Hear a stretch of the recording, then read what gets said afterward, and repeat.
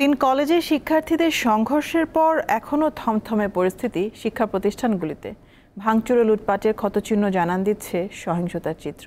সোমবারের এই ঘটনায় মামলা করার প্রস্তুতির কথা জানিয়েছে ডক্টর মাহবুবুর রহমান মোল্লা কলেজ কর্তৃপক্ষ। এমন সহিংসতা সহজেই এড়ানো যেত বলে মনে করেন ডিএমআরসির অধ্যক্ষ।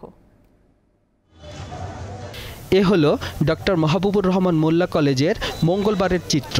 চারিদিকে ছড়িয়ে ছিটিয়ে রয়েছে ভাঙা কাচ আর লুটপাটের চিহ্ন। ভুল চিকিৎসায় অভিজিৎ হাওলাদার নামে এক শিক্ষার্থীর মৃত্যুর অভিযোগের জেরে পুরান ঢাকার ন্যাশনাল মেডিকেল কলেজ এবং শহীদ সোহরাওয়ার্দী কলেজে গত রোববার ব্যাপক ভাঙচুর ও লুটপাট চালায় মাহবুবুর রহমান মোল্লা কলেজের শিক্ষার্থীরা। পরদিন সোমবার তার জবাব দিতে পাল্টা মোল্লা কলেজে হামলা চালায় ন্যাশনাল মেডিকেল কলেজ এবং শহীদ সোহরাওয়ার্দী কলেজের শিক্ষার্থীরা। রণক্ষেত্রে পরিণত হয় গোটা যাত্রাবাড়ি এলাকা। মোল্লা কলেজের শিক্ষার্থীরা জানান, ভাঙচুরের ঘটনায় তাদের নিয়মিত শিক্ষা কার্যক্রম বাধাগ্রস্ত হচ্ছে। 25 তারিখ থেকে আজকে থেকে পরীক্ষা হওয়ার কথা ছিল, আমাদের প্রি টেস্ট এক্সাম শুরু হওয়ার কথা ছিল, কিন্তু এই আন্দোলনের কারণে আমাদের পরীক্ষা পিছিয়ে দিয়েছি। সকালে যে এরকম একটা অবস্থা হয়, এত লোকজন এসে যে ভাঙচুর করবে, এদের দেখে মনে হয় না ওরা এই স্টুডেন্ট, ওরা সন্ত্রাসী।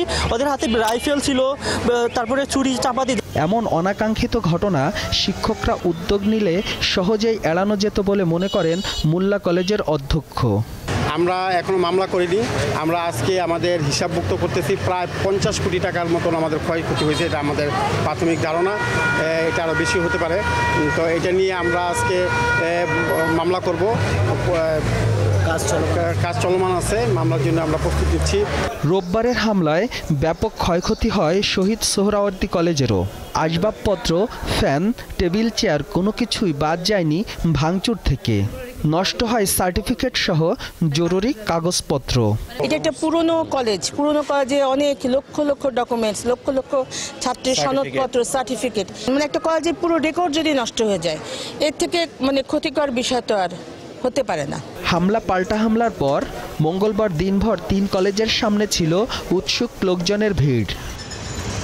সোহাগ আহমেদ, দীপ্ত সংবাদ, ঢাকা।